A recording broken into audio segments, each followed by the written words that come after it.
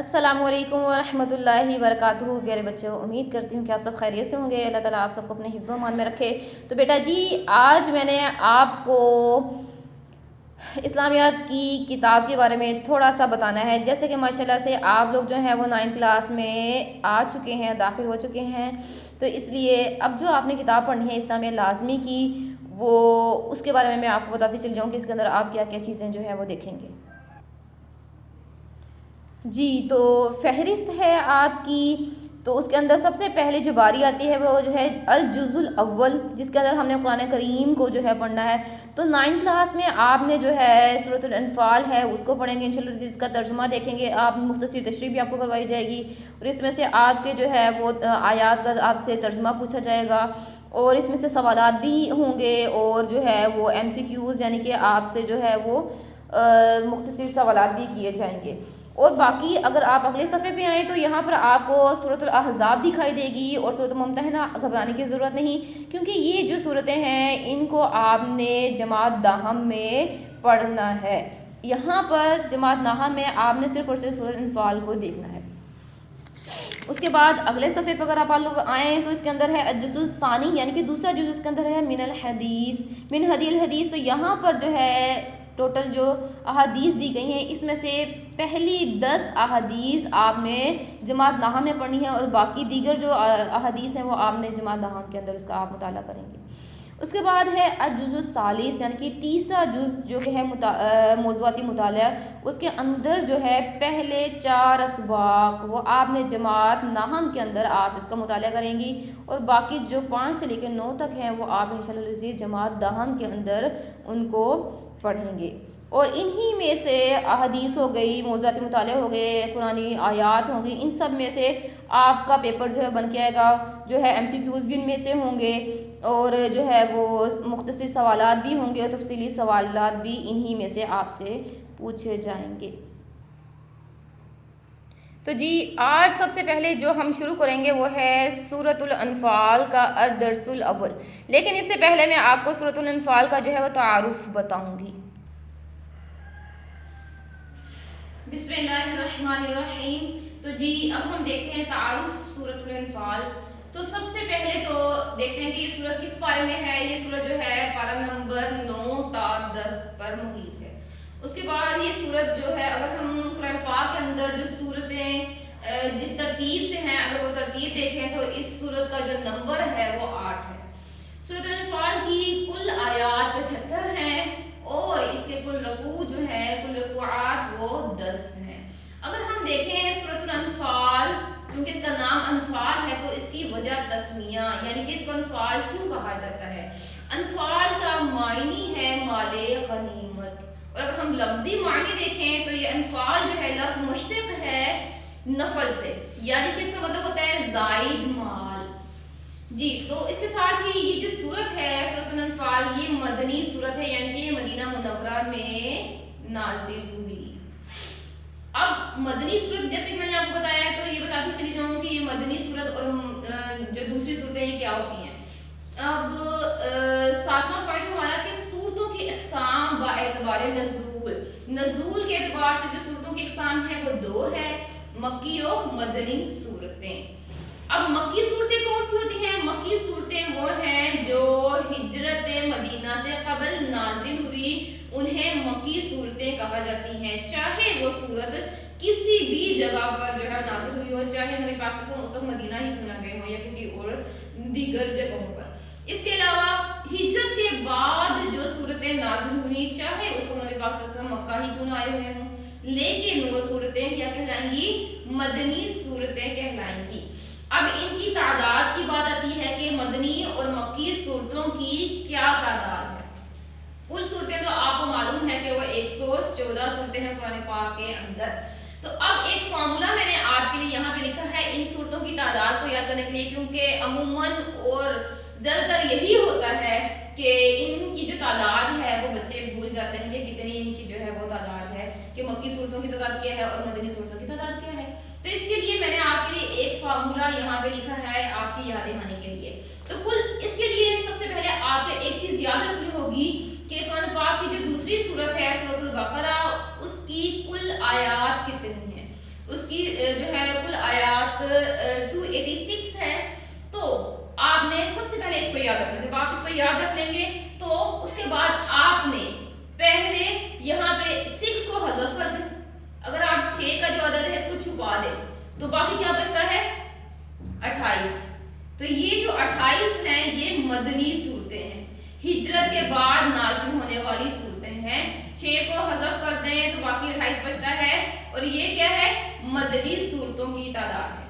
اور اسی طرح سے اگر آپ یہاں سے 2 کو حذف کر دیں, 2 کو چھپا دیں تو باقی جو عدد بچتا ہے 86 ہے یہ یہاں پر.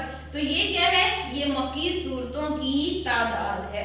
یہ اس طرح سے اگر آپ یاد رکھیں گے تو انشاءاللہ آپ کو جو ہے وہ اچھی طرح سے یہ یاد رہ جائیں گی. یعنی کہ اگر ہم مدنی صورتیں دیکھیں تو وہ 28 ہیں, اور اگر مکی صورتیں دیکھیں ان کی تعداد کیا ہے تو وہ ہے 86.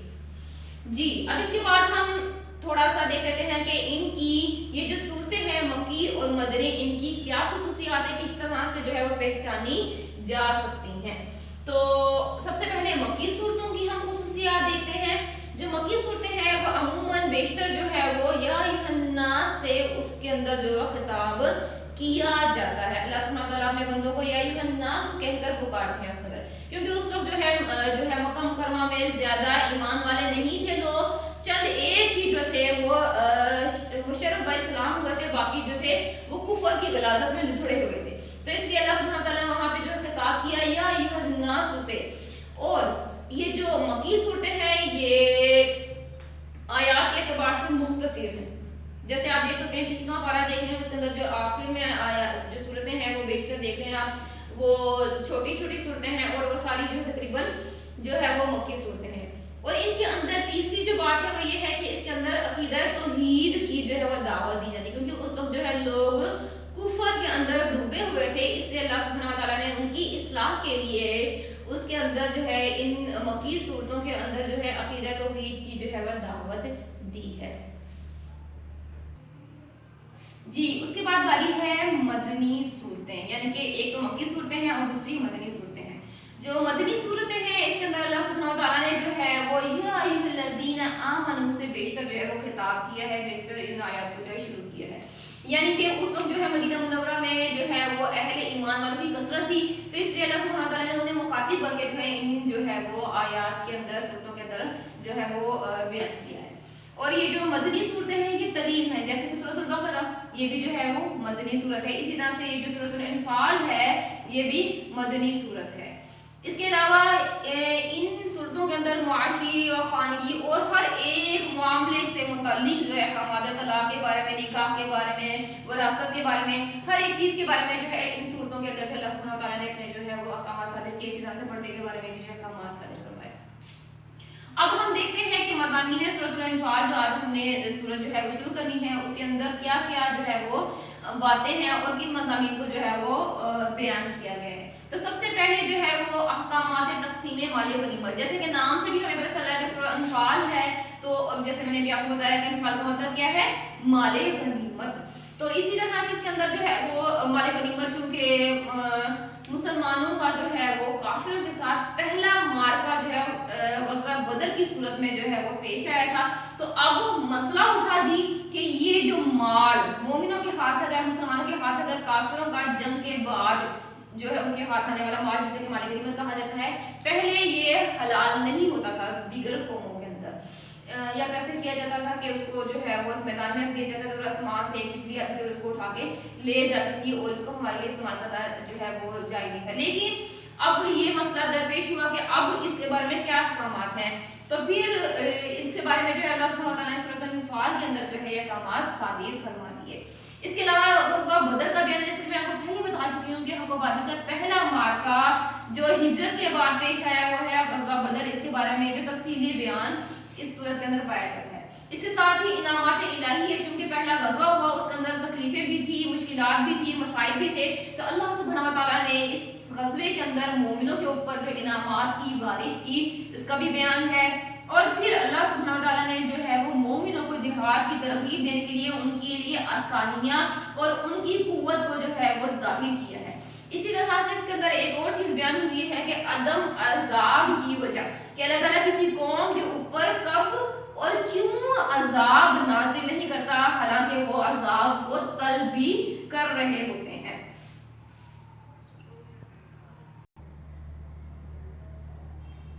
جی بیٹا جی، اب ہم دیکھتے ہیں سورۃ الانفال کی آج جو ہے ہم 2 آیات بھی پڑھیں گے، اس کا لفظی و بابا محاورہ جو ہے وہ ترجمہ بھی دیکھیں گے انشاءاللہ۔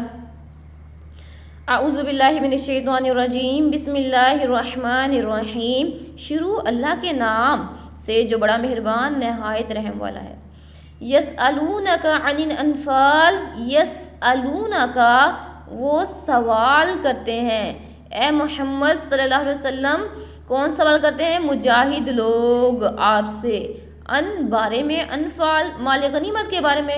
قل الانفال، قل کہہ دیجئے، انفال مال غنیمت، للہ اللہ کے لیے ہے، والرسول اور اس کے رسول کے لیے ہے، فاتقوا اللہ پس تم ڈرو اللہ تعالی سے، وَأَصْلِحُوا اور اصلاح رکھو، ذَاتَ بَيْنِكُمْ اپنے آپس کے تعلقات میں صلح رکھو، اور اطیعوا اور اطاعت کرو اللہ کی، ورسولہ اور اس کے رسول کی، ان اگر کنتم ہو تم مؤمنین ایمان والے۔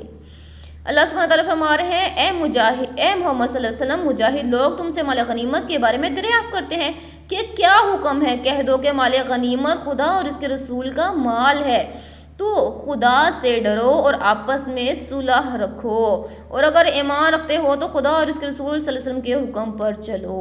جیسے کہ میں نے بھی آپ کو پہلے بتایا کہ مال غنیمت کا جو ہے وہ یہ حق و باطل کا پہلا مارکہ تھا جو ہے وہ ہجرت کے بعد، تو اس لیے اس میں جو ہے مال غنیمت کے بارے میں بھی جو ہے سوال اٹھایا گیا۔ آیت نمبر 2 ہے انما المؤمنون، انما بے شک، مؤمنون جو مومن ہیں، الذین وہ لوگ ہیں کہ اذا جب، ذکر اللہ کہ جب ذکر کیا جاتا ہے اللہ کا، وجلت تو ڈر جاتے ہیں، قلوبہم ان کے دل، واذا اور جب، تلیت تلاوت کی جاتی ہے، علیہم ان کے اوپر، آیاتہ اس کی آیتیں، کس کی؟ اللہ تعالیٰ کی، زادتہم تو وہ بڑھ جاتے ہیں، ایمان میں، وعلا اور اوپر، ربہم وہ اپنے رب کے اوپر، یتوکلون وہ سب بھروسہ کرتے ہیں۔ اللہ سبحانہ وتعالیٰ ان آیات کے اندر جو ہے وہ ایمان والوں کی جو ہے صفات کو بیان کر رہے ہیں، فرما رہے ہیں مومن تو وہ ہیں کہ جب خدا کا ذکر کیا جاتا ہے تو ان کے دل ڈر جاتے ہیں، اور جب انہیں اس کی آیتیں پڑھ کر سنائی جاتی ہیں تو ان کا ایمان اور بڑھ جاتا ہے، اور وہ اپنے پروردگار پر بھروسہ رکھتے ہیں۔ یعنی کہ یہ خالص ایمان والے کی جو ہے وہ نشانی ہے کہ جب اللہ تعالیٰ کا ذکر کیا جاتا ہے تو اللہ تعالیٰ کے خوف سے ان کے دل لرز جاتے ہیں، اور جب تلاوت کی جاتی ہے اللہ تعالیٰ کی آیات کی تو وہ تلاوت کیا جانا ان کے لیے نفع بخش ثابت ہوتا ہے، اور وہ اس سے یہ جو ہے فائدہ اٹھاتے ہیں کہ ان کے ایمان میں مزید بڑھوتری ہوتی ہے اور اضافہ ہوتا ہے، اور اس کے بعد وہ اپنے تمام معاملات میں جو ہے اللہ سبحانہ وتعالیٰ کے اوپر ہی توکل کرتے ہیں اور بھروسہ کرتے ہیں۔ تو جی بیٹا آج ہمارا اتنا ہی سبق تھا۔ ابھی جو میں نے آپ کو پہلے تعارف بتایا ہے سورۃ الانفال، اور جو کچھ بھی میں نے آپ کو آج جو ہے وہ سمجھایا ہے، ان کو آپ ازبر کر لیجیے گا، یاد کر لیجیے گا، اور ان کے پوائنٹس بنا کے اپنے پاس محفوظ کر لیجیے، کیونکہ یہ مختصر سوالات اور MCQs کے اندر بھی آتے ہیں۔ جزاکم اللہ خیر، السلام علیکم ورحمۃ اللہ وبرکاتہ۔